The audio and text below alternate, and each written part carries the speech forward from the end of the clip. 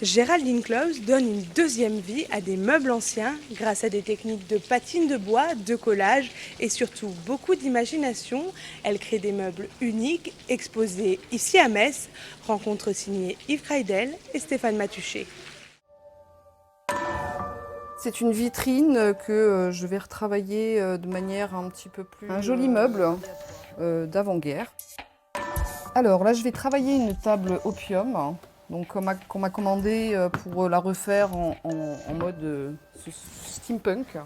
Une vitrine un peu démodée ou une table usée par le temps. Des meubles Decati, mais pas pour tout le monde.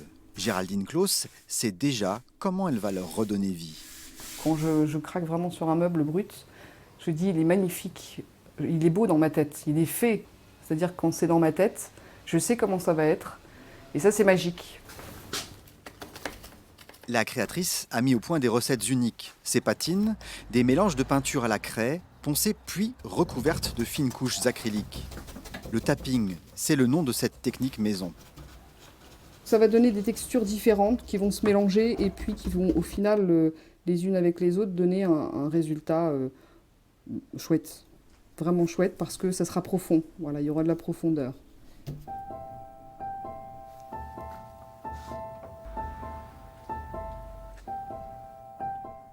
Dans l'imaginaire de Géraldine, il y a aussi ces images.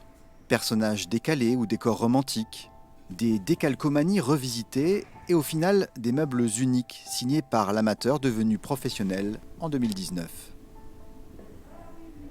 Ça fait seulement maintenant 2 ans qu'enfin j'ai sauté le pas et je me suis professionnalisée. Je me suis dit il était vraiment temps que je crée mon atelier et puis que je tente de vivre de cette belle aventure-là, voilà.